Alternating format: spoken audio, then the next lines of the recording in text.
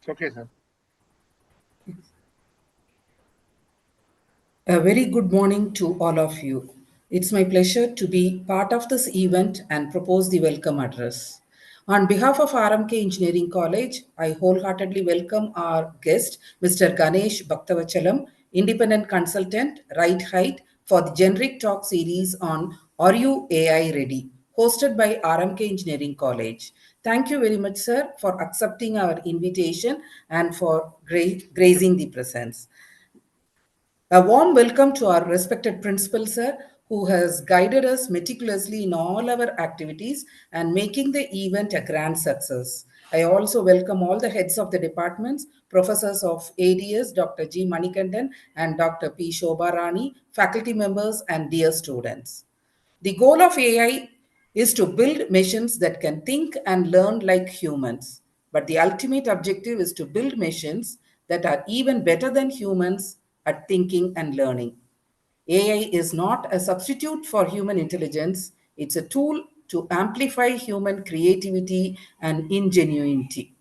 I'm sure that this session will be an eye opener for each one of us to prepare ourselves in the AI era.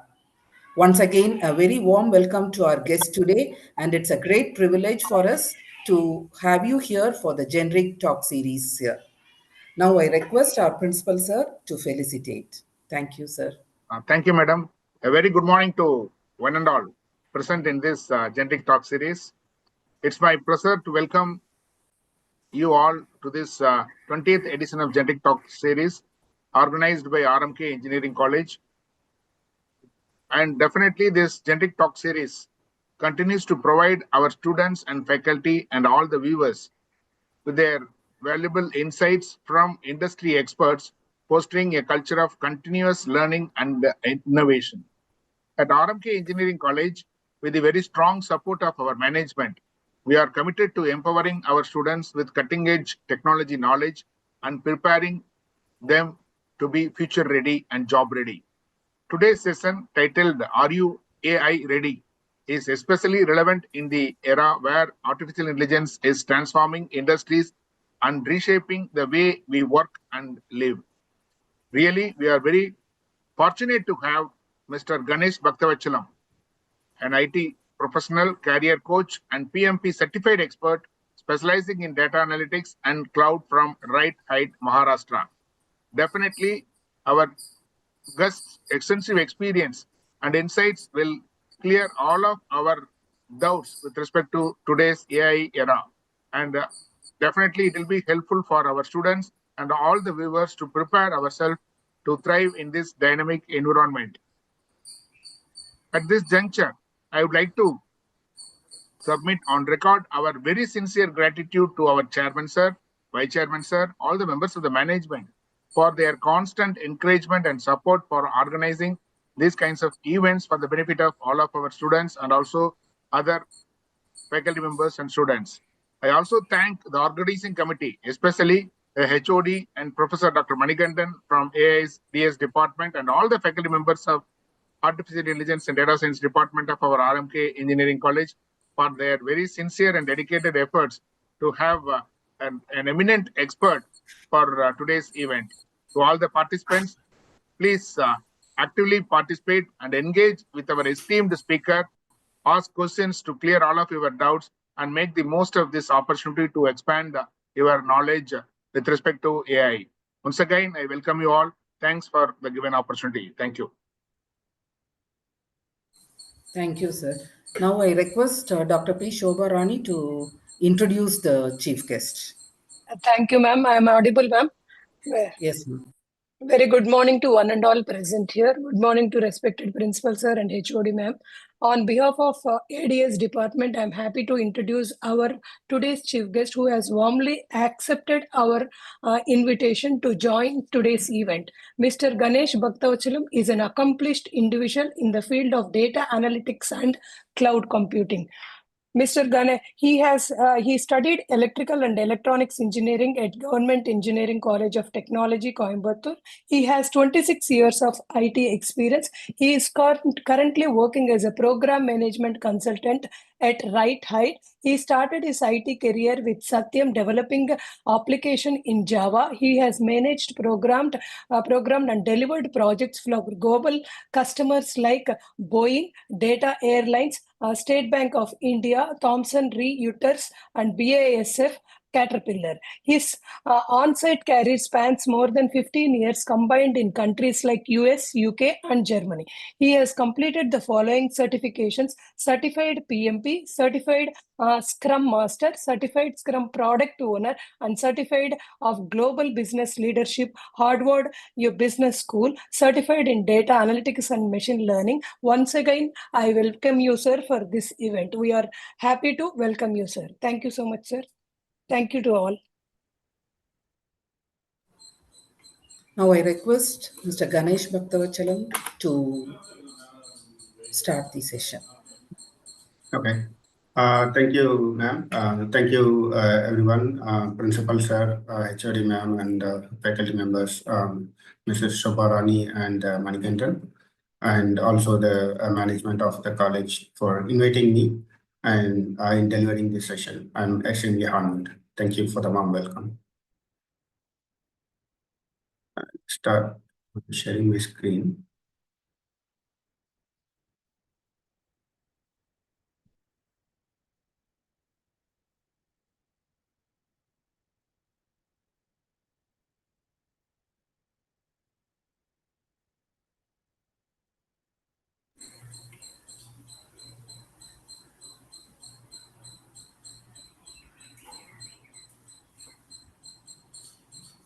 Hope you are able to see my screen.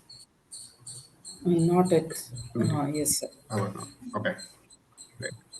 Yes, sir. Yes, sir. Yes, sir. Yeah. All right. Thank you.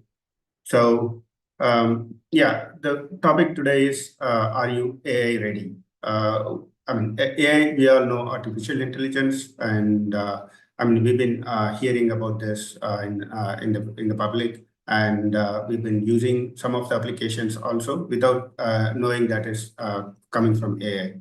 So, what we wanted to know is like AI is imminent. We cannot avoid it. Though we have some constraints about using AI, but it is imminent. I just wanted to let all of you guys see if you are AI ready and how you can use AI for your own problem solutions, right?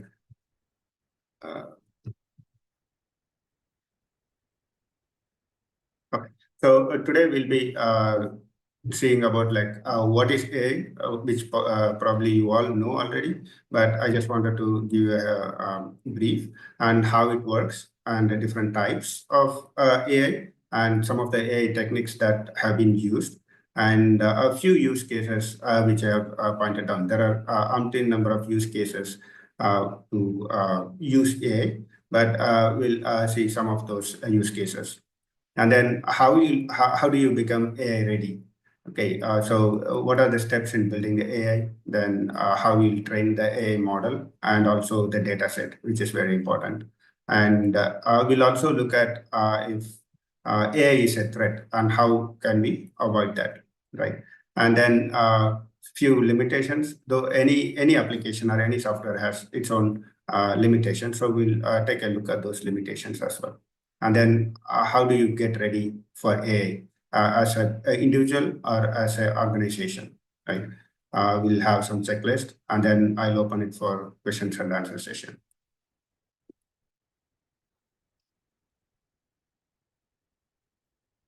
Okay.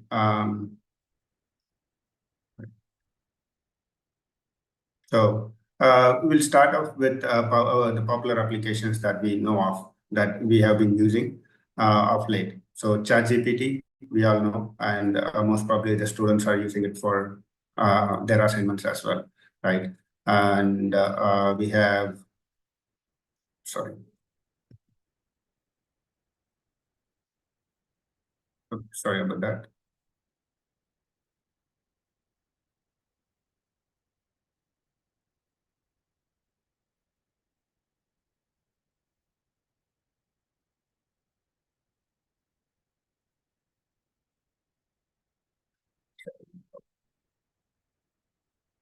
All right. So popular applications. We know ChatGPT and Microsoft. Android Gemini and Google Assistant, and we have chatbots and Microsoft Copilot and also FaceApp. I've just listed a few of the popular applications, but there are umpteen number of software applications that are available in the market, which is in public domain and can be used for free. But there are also other applications that each organization has developed and are using. For example, your help desk assistant or your voice assistant or your translator modules. So everything is AI built right now, even with even in the movie industry, right? So everything is AI currently, and you never know which is AI, which is real. And what is AI, right? AI is basically a set of algorithms that allow, a set of algorithms that allow a computer software to learn from the experience and also adapt to new inputs and do the computation or make some decisions based on those inputs, right? That is artificial intelligence. So the computer itself learns from experience. A normal software program is going to do what it is instructed. Say, for example, if it is like, if you want to compute 2 plus 3, then it is going to compute 2 plus 3 equal to 5. So that's a normal application, normal software. But what does AI do? AI will actually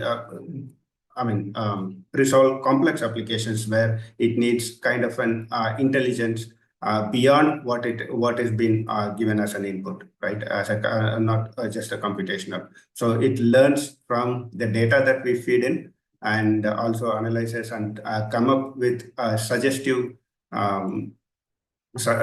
responses, and human can pick the right output, and also it could it could again get fed back into the system. So the next time the software itself remembers, and then you get a completed task, right? And it's kind of adding human intelligence to your software, or some of the intelligence from human to the software. So that's basically artificial intelligence. Like you mentioned, like AI models receive data inputs and detect the patterns within the data, and then they come up with their analysis and used for decision making. Say, for example, if you want to recognize your face from umpteen number of pictures on the internet. So it's going to detect the pattern of your face, like your nose structure and the eyes color and the lips and your skin tone and everything else, and try to detect the data through the billions of images that is available in the world, and then bring up your correct face. It may not be right the first time, but it's going to learn by constant inputs or feedback mechanism that comes through the software, which we call it as training the data set. So we'll look into those in the future slides, right?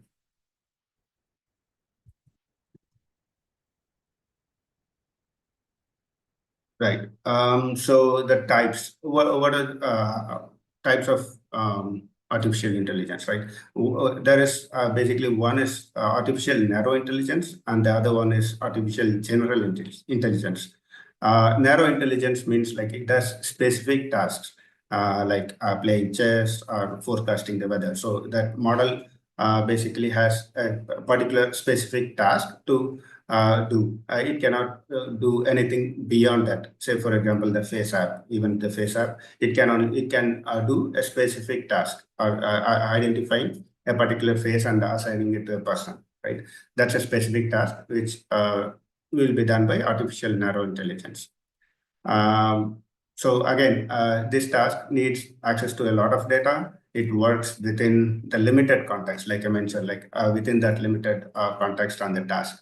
It doesn't think independently say for example, while playing chess, you cannot interrupt that AI model to do something else. It cannot think independently, right? So it will utilize the data that is provided to it, and then will be performing that task. Whereas artificial general intelligence, it's currently at present it is purely theoretical. You can envision this as an humanoid or a robo, what we call it in general, right? It's basically it is a replica, or it could do all the things that a human can do, which is general intelligence. It should be able to think independently, though it is currently at a theoretical level. AI is going towards that in the future. So once it is there, then there is no point of return. Basically, we'll be coexisting with the robots along with humans, and that is a threat that naysayers are telling now, saying like in future robots will take over human intelligence, right? So these are the two types of AI. Okay. And the techniques, AI techniques, it starts with machine learning.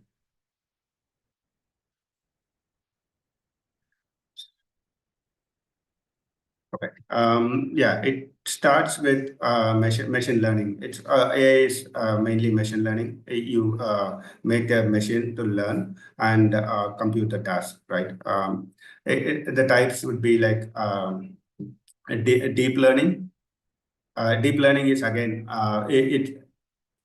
it goes deeper into the machine learning techniques and tries to analyze the data and customize it for its own computational outputs.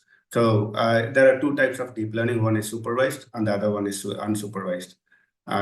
Supervised learning, it actually uses training data which are labeled to predict a specific outcome with the new data, right? In the supervised model, you feed in, there will be like a lot of thousands of data, and the thousands of data which are labeled, and then the model uses that to predict the output. For example, like if you want to say, we can take the same FaceApp application, wherein you will feed in like thousands or lakhs of data pictures and tell the machine which one is your picture in that, or like not exactly your picture, but say for example, if there are like thousands or hundreds, billions of data, picture data, and you want to find a picture of a dog, whether that picture belongs to a dog, like a category. If there is a dog picture within that billions of data, right?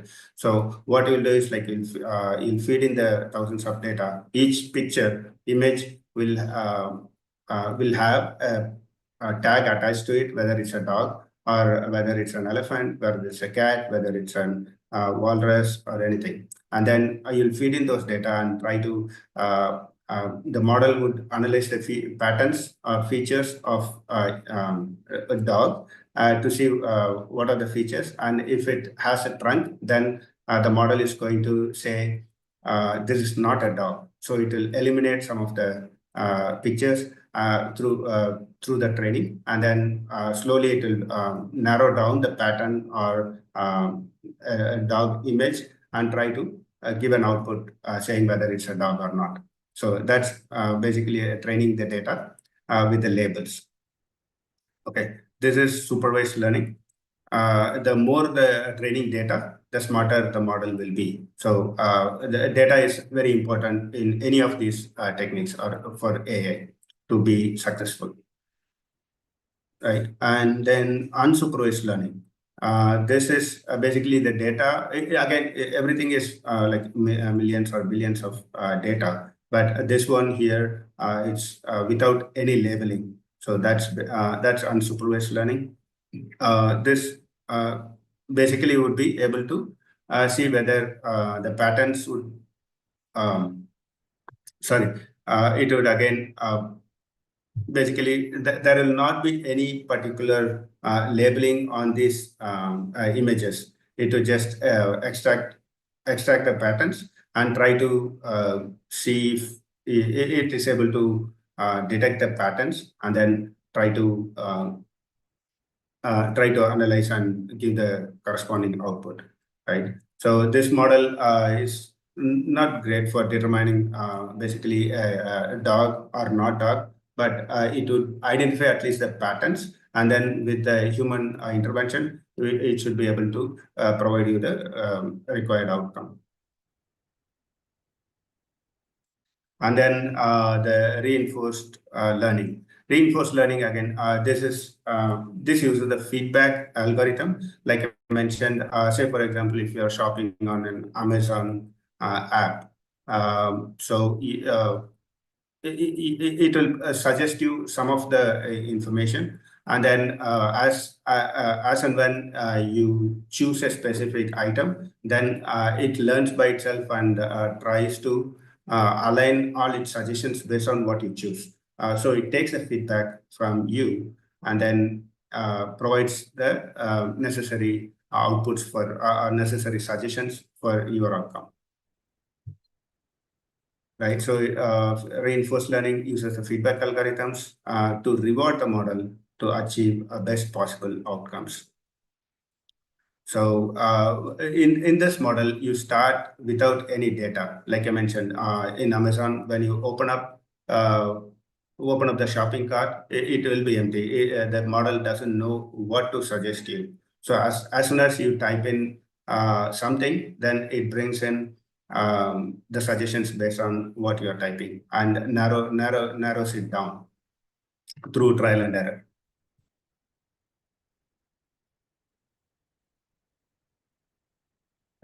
All right, and then some of the use cases, I just listed 3 here, but there are umpteen number of use cases for AI, and you could choose what you want based on the need, right? It is across every domain. You could use AI in every industry, every domain, and every daily use. Say, for example, for a teacher, they could use an AI model to grade the test for an entire class or for the entire university, right? It could be done within seconds or minutes, depending on the computing power of the system. And for the radiologist, it could be used in medical industry, medical domain. So you could use it to predict brain tumors or any of the cancer detection, right? And it could be used for other medical problems also, right? And then, I mean, even in agriculture, you could use that to identify the weeds based on the shapes. Like if you are able to identify dogs from a list of animals, then you should be able to identify the weeds from the list of crops. So this AI could identify the weeds, and using a camera behind or in front of the behind the tractors, you could identify those weeds, and then you can cut the weeds through the tractor, right? So that's possible too. So as students, you could also identify such use cases and start inventing some of these models. So it's very exciting scenarios. Now, now that we saw all the use cases, or some of the use cases at least, and what AI can do, we can see how we could build an AI model, right? So to build an AI model, what do we have to do? First is like define the problem. Problem is like identifying the use case. What is the use case that we are trying to resolve, or what is the problem that we are trying to resolve? So that's very important. To define the problem. So that is what is the backbone of this AI model, right? So without a problem, you cannot solve anything. So define the problem and prepare the training set. right? Training set is the data. Data, I mean, like you mentioned, like any AI to be successful, data is very important. So prepare that training set or the training data, and how should the data be? It's not any data. Data should be the training data has its own characteristics. It should be unbiased. It should be relevant. It should be comprehensive. So we look at it in the next couple of slides, how to prepare the training data set, right? And once you define the problem and have the data set to test or train, next is building the model. So which is like designing the model. Design the model is identify the frameworks or tools to build that AI model, right? So there are a lot of new frameworks and tools available in the market, and they are like every day you see new models or new framework coming in the AI area. So you pick the right tools and framework based on your problem definition to build a model, right? And then once you have design and built a model, then you train the model with the data set that is already prepared. Train the model. Training the model is again very important to make the AI successful. So the better it trained, the better the model would behave. So you need to have a lot of test cases and use cases and data set to support to train the model. And then once you have trained the model for your own satisfaction, then you deploy the model. Deploy again. In the deploy, you have to evaluate the model for its performance and fine-tune the performance. So I mean, again, you need to narrow it down, like kind of we saw in the reinforced learning. You need to provide the feedback and then make the model learn by itself and see if it is able to provide your outcome. So, we can take the same example of identifying the dog out of a list of animals. So your problem definition and the data set would be like large set of animal pictures and finding the dog out of it and training the model, right? Once you have trained the model, when you deploy it or like when you make it in production or go live, say for example, the model encounters a human image. So that is not anywhere in the training data set. So the model should not stop working, right? So because all animals have 4 legs, but a human has 2 legs, right? So it should not, it should not be stuck. So that is basically evaluating the model to see how you can fine tune the model, right? Once you are satisfied with the performance and fine tuning of that model, then you deploy and manage. Again, with the manage, you can keep adding data set and train as long as that AI model is in use. Right, and there may be a situation where you need to retire the data model also if it is not performing well, right? That's part of the deployment strategy. So, say for example, your model,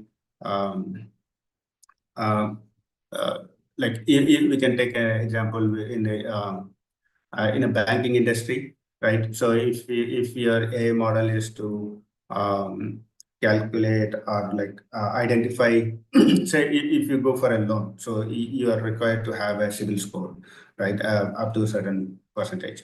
And if we have an AI model to calculate a CIBIL score and suggest whether a person can be given a loan or not. Say, for example, there is a data corruption happening. Data is corrupted within the AI model when the data set was trained. After it is deployed, then it's going to give false positives, right, for the outputs. So you cannot continue with the model. You have to retire that model. So that's kind of that is also included in building the AI model. We need to know when we should retire the model.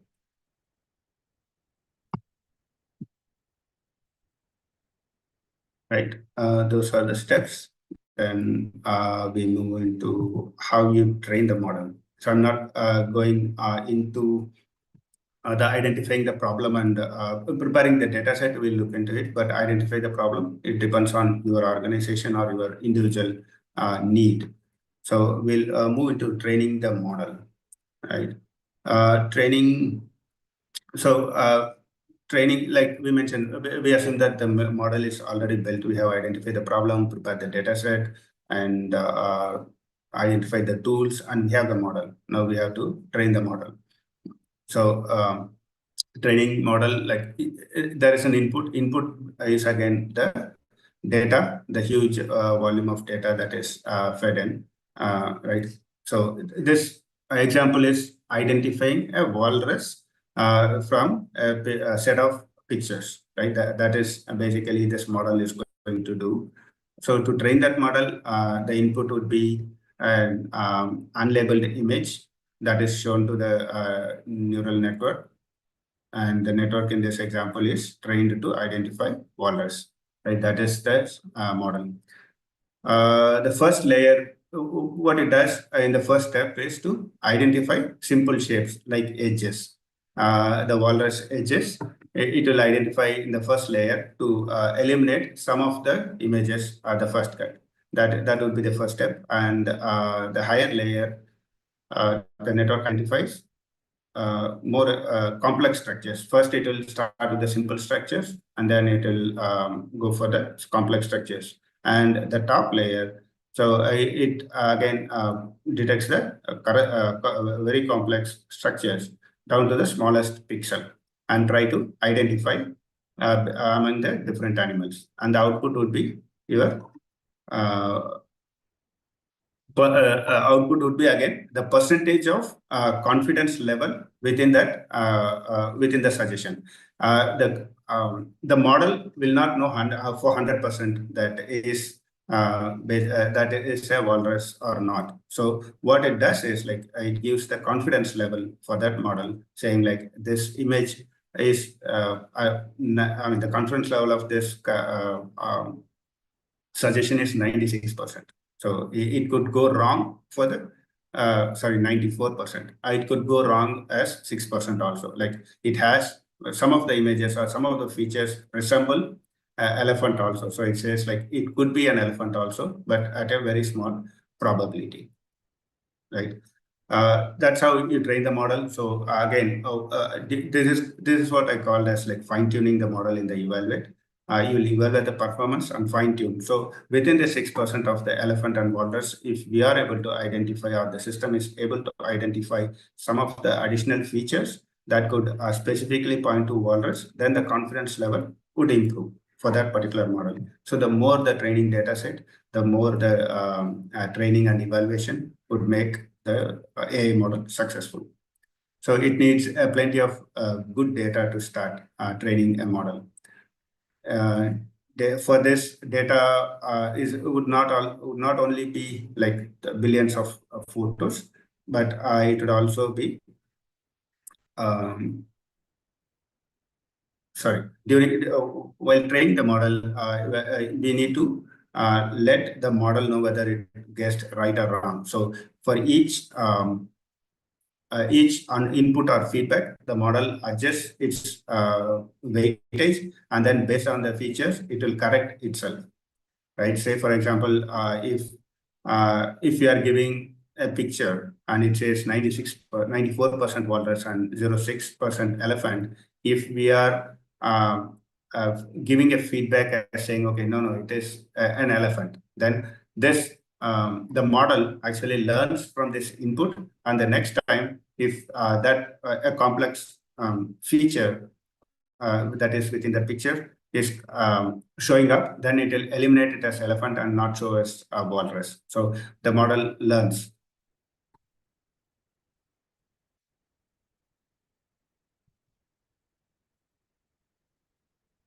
Okay, so that's how the model trains. And Now we'll go to the training data, right? So why is training data important? Like I mentioned, an AI model is as good as its training data, because if you want to basically train the model to identify a dog out of a large set of animal pictures, you need to provide all the animal pictures, right? And you also need a certain representation of the dog pictures. If you are only giving one dog picture and you are giving like thousands of other animal pictures, then the model will not be successful, because dogs can be like a Pomeranian or uh, like sorry, it could be any kind of dogs, right? So you need to provide all types of dogs so that the AI model could identify the dog. Otherwise, if you are giving only a Pomeranian instead of a Doberman, when you show a picture of a Doberman, it will not identify it as a dog. So you need to make sure that your training data has like all types of possible data to train the model. So why training data is most important? I have given a few examples, like building a model to filter through the candidate resumes, right? You can build an AI model to filter the candidates while going for a job interview, right? So if you are, say, for example, a person is going for a company secretary, right? So if so it means that the company, the person has to have studied the BCom or company secretaryship certificate or something like it. So that would be the model, right? And if you are providing a candidate with like a software developer, and if they are applying, it's going to straight away reject. But if the same software developer, because of a recession or layoff, he got terminated, and then he has taken up a certificate, and then if he's going to apply for that position, he should be considered, right? The model should be smart enough to identify such candidates. So you need to provide the data accordingly. So, or the data set. So the data set should contain these sort of use cases or test data also. Similarly, like when building a model to predict election outcomes, say for example, I mean, like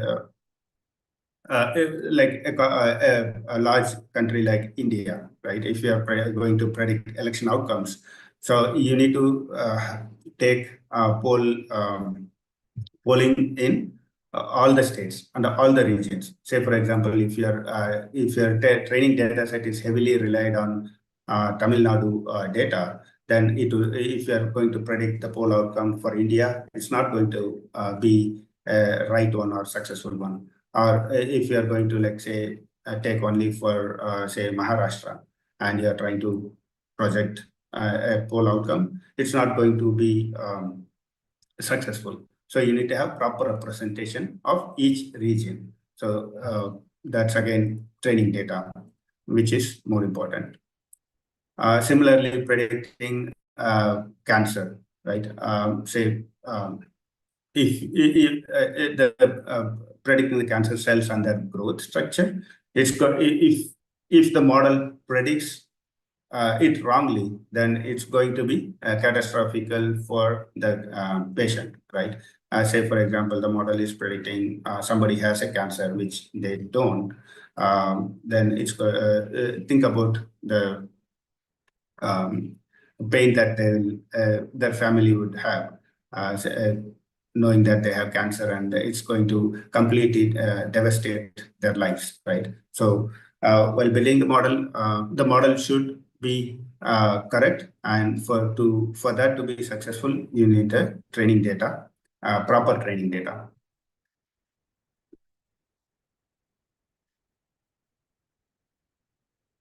Right. Same as okay. So the AI model, right? AI model should be responsible. Like I mentioned in my previous slide, why training data is important. The cancer patient, if it's going to be false positive, right?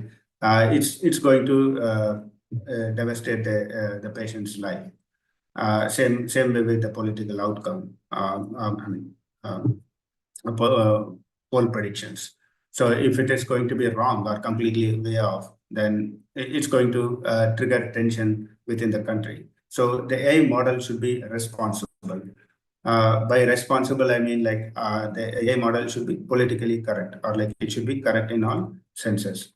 And to make it correct, so we need proper data. That data should have the responsible AI should be accountable, reliable, inclusive, transparent, to be fair, and it need to take care of privacy and security also. Accountability, right? So the AI model, if it predicts something, then it has to be accountable. Say, for example, like the example I mentioned, to AI model to predict or suggest if a person could be given loan or not. So it has to be accountable, meaning it has to be right. If a person having a lower CIBIL score is suggested to get a loan, that doesn't help. Similar way, a person with higher CIBIL score is not suggested to have a loan, then that's also not right. And it should be reliable. Reliable meaning it should be consistent in the outcome. So it should not say,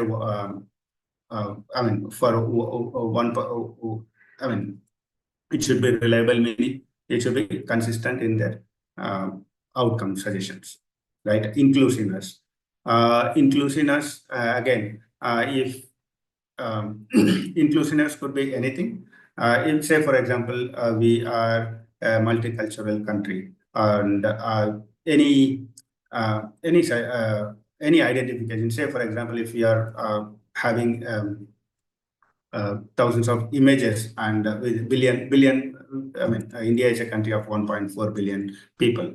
And if we want to identify a face, whether it belongs to an Indian, then how do you identify? Like people in the south have different structures, face structures, and people in the north have different structures, and northeast they have a different face structure, and people within India have different set of face structures. So it is very important to include every possible samples in the data set. That's what I meant by inclusiveness. And transparency. It should be transparent in how the model behaves.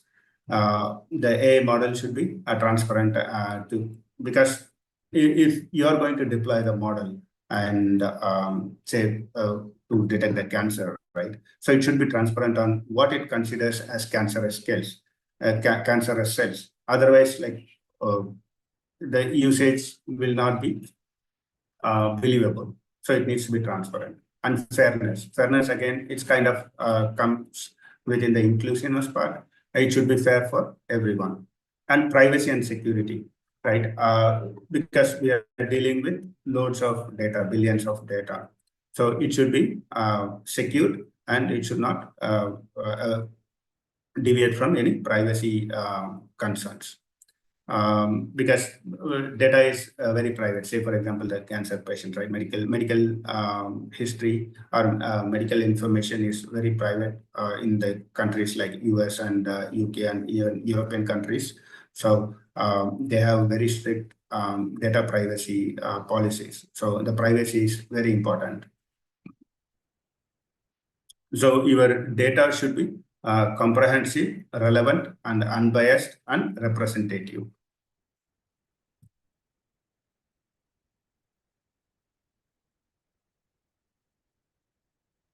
Okay, now we looked at the AI, how it works, the model, and how about the data set and some of the use cases. So now we'll take a look at the limitations of AI. AI, yeah, it's very resource intensive. it requires like large computational power. Not anyone can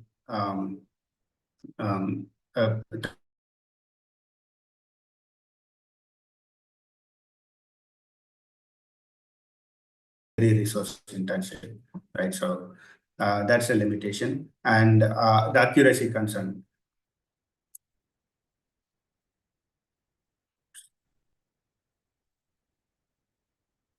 Hope you are able to hear me, right? Yes, Yeah, sir. yes, sir. It's audible. Okay. Okay, thanks. Accuracy. Like we saw in that walrus example, the model showed the confidence of 94% walrus and 6% elephant. So the accuracy should be more when you deploy that model. So you need to improve that accuracy to deploy the model. So it's going to take a lot of training data and training the model. And ethical concern. Ethical concern again, I mentioned about the cancer patient, the model detecting cancer, and also the poll outcomes, detecting poll outcome model. So we have certain ethical concern, right? So the model, if you are doing an exit poll survey, and if that model is predicting biasly for one party, then it is not ethical. So you need to follow those ethics. Even in AI, the model should be very ethical. Privacy and security, we talked about it, mainly the data. It needs to be secured, and also should not deviate from any of the privacy policies. And biased data leading to unfair outcomes. This again related to ethical concern and accuracy. Biased data, if you are predicting a human face, a face, Indian face out of a large set of faces, then you should consider all types of faces, right? So you cannot only like say a person who is having like the good face structures. Some people can have a small nose, and some people can have like a lips, crossed lips, or ears. So the data should not be biased against one set of people or one set of data set, right? So that would lead to unfair outcomes. And AI, again, it lacks emotional intelligence. Yeah, that is definitely true, and empathy, because it's not human. Humans have empathy and emotional intelligence. So this is what would be resolved or taken care with this. General intelligence, what we talked about, two types of artificial intelligence: artificial general intelligence, which would be which would be the type to create this emotional intelligence and empathy within those AI models. So the current AI models lack this empathy, which is good for us in a way that robots cannot take over humans, right? If they have those, then they are like human.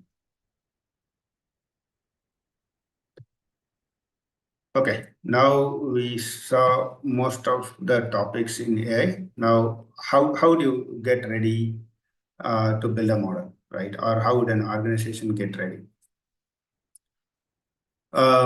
First step would be to learn the fundamentals of AI.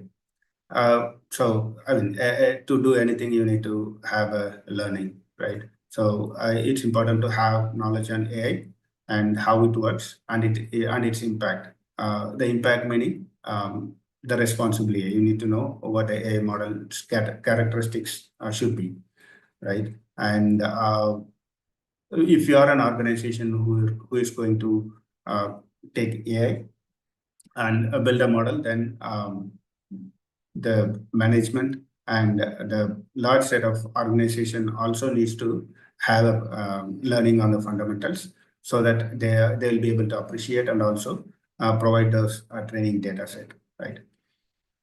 And then the next would be to pick the right problems, So define the problem or identify the problem, right? For AI to address.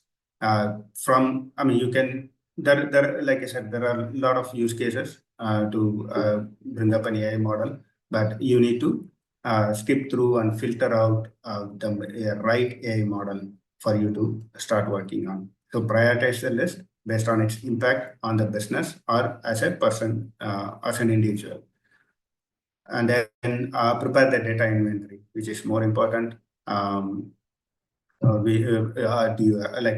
you have included all sets of data? If you have, if the data is right, unbiased, if it's comprehensive, if it is relevant. So you need to prepare the data inventory and how much data do you need, and also you need to consider the security and privacy, whether the right people have the access to that data. Collecting the data is not a big issue, but also access to the data. It should not fall under wrong hands, right? It should be, the access should be restricted to only the training, only to that model. And choose the right tools. The platform, like whatever tools you are choosing or the platform you are choosing, is future proof to avoid any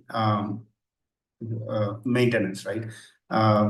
For any software, it's always going to evolve, and there are going to be new upgrades or new versions coming up. So you need to choose the right tool, and also based on your cost factor and the features it has, and also the maintainability of that software, of that platform. And lastly, if you or your organization does not have that AI competence or capability to do, or if you need help, if you got stuck in between, so get help from the industry experts, or bring in additional help to build or train the model before deploying it.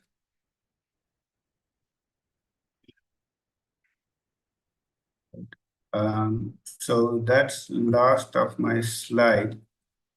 With that, I'll stop and open it up for any questions.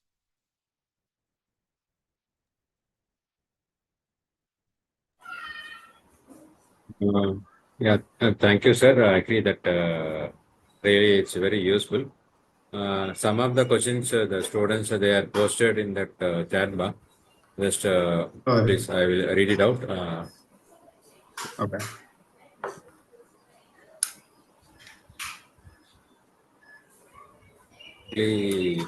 From third year ADS department, actually is asking that how does different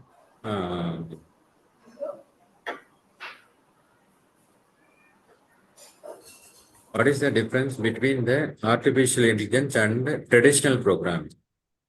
Yeah. Traditional program is again, it does not think. So like I mentioned, like a simple program for addition of or say we can take the same example as like identifying a dog image from a list of images, right?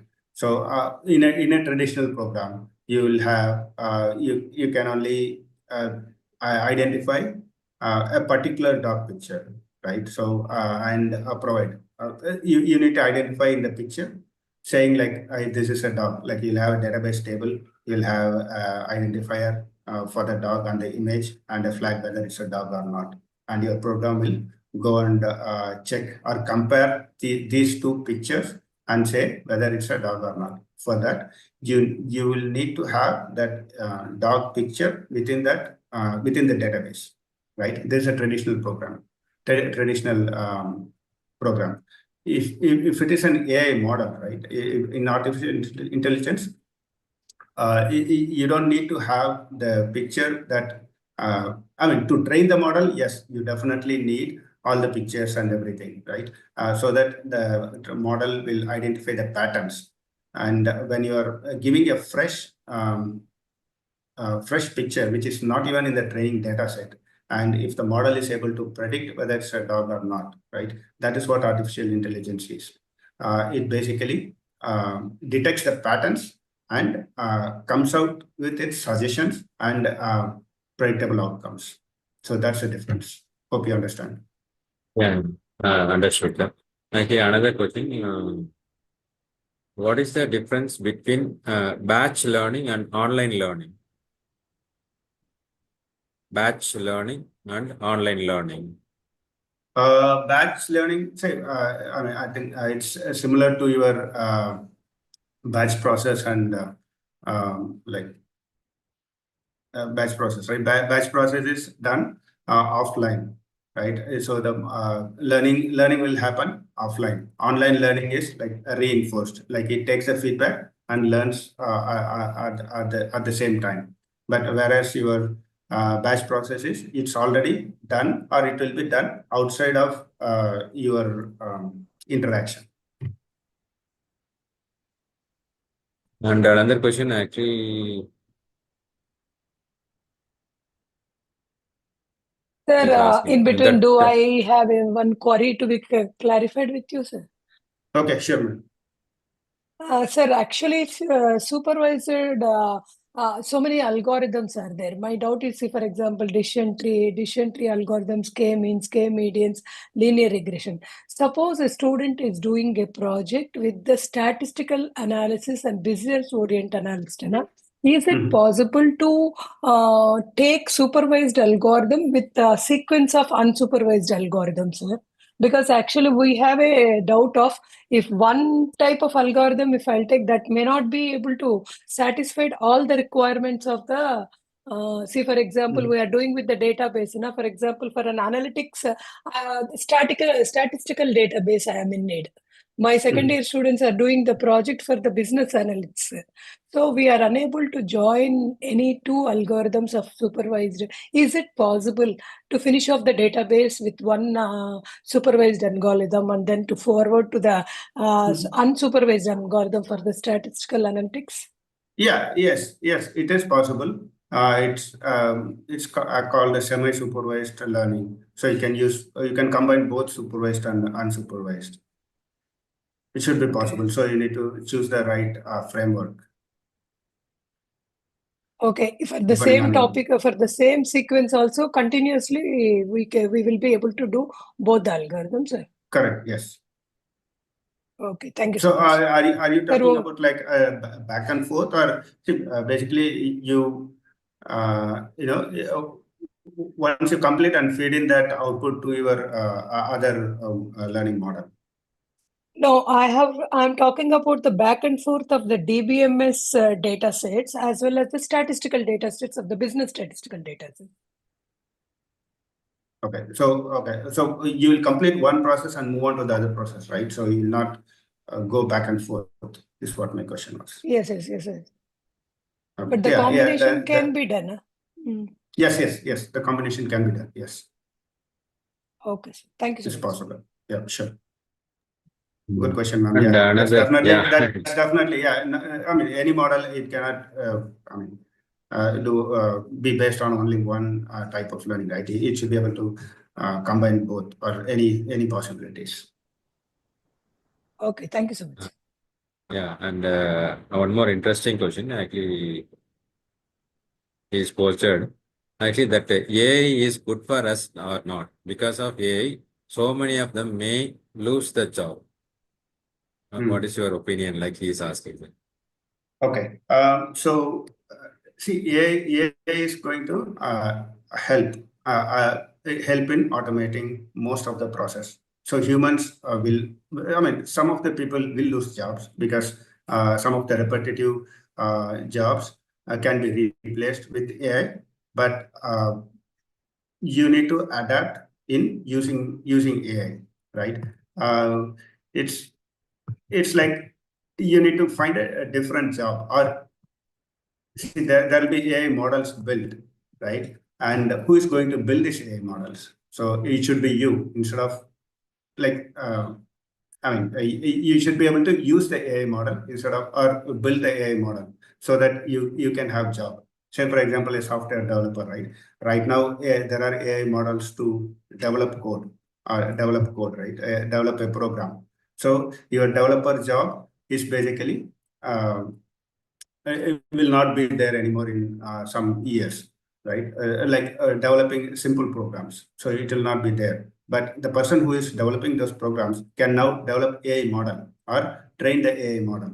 So that you need to shift your job according to what AI provides. So the job security is not a concern. It is about what job you can do, right? Technology advancement is always a good thing. It is not going. It is only going to help humanity,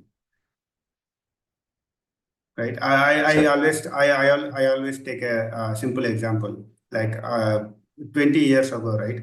There are a lot of PC work, like in the time of no internet or no cell phone. We used to call ISDs or STDs. We have STD booths. So if you look at it now, there are no STD booths, or very rarely I see any STD booths. So what happened to those people who are having those STD booths, right? If you think about it, they have all migrated to your cell phone repair shops or cell phone shops. So you have to evolve with your job position also. So AI is not your hindrance to growth. Yeah, so thank you, sir. And I think this question may be from that mechanical department student. Actually, that is that hey, how it will support to mechanical students. Mhm. Yeah. So Mechanical. okay, sure, definitely. Like I mentioned, right? Say, the tractor example also you can take, wherein your tractor can have attached a camera to the back of the tractor and identify the weeds, right? And after identifying the weeds, you need to, that signal has to go to your weed puller, right? And your weed puller need to be able to receive the response and pull the weed. So this also you could use this mechanical, if I'm not wrong, right? So any automation could be your AI use case.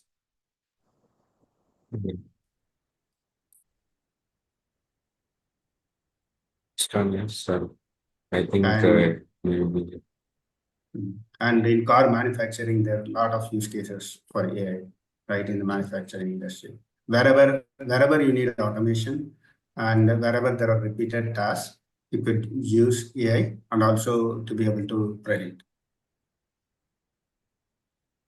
In future, I think even you could also use it to design your car models, right? the question is informed and uninformed search AI algorithm. What is the difference? Like he's asking, sir. Informed and uninformed search AI algorithm. Okay, it's again similar to your supervised and unsupervised learning, right? Informed is supervised, which is labeled. Uninformed is unsupervised. So it's a similar terminology. So informed search means you are providing inputs to Google, to any search engine to provide you with the answer. But uninformed, you are expecting the AI to suggest you without informing anything, and then fine tune based on your inputs. So it's similar to supervised and unsupervised. Yeah. Okay, sir. Thank you. Madam? Yes, sir. You carry on. Yeah. Yeah, that's likely that students, they posted all the questions. Okay, That's, very good questions. Yeah. Now we are in the end of the session. Actually, it's a time to vote of thanks. I would like to thank our management chairman, sir, and the vice chairman, sir, to give this opportunity to organize this program. Thank you, sir. And I would like to thank our principal, sir, with the moral support and moral guidance. Because of our principal, sir, support, we are doing all these activities. And as well as I would like to thank our HOD madam to organizing this event with our support. We successfully conducted this event. Thank you, ma'am. And I would like to thank our resource person, Mr. Ganesan, sir, Thanks for your valuable topics you given. This one it is more useful to the students. I hope based on this presentation, the students may be ready to be AI students. Okay. Thank you, one and all, and as well as thanks to our Professor Shobha Rani ma'am for her support. Thank you, ma'am. Thank you Thank you. once My again. pleasure, sir. Thank you all.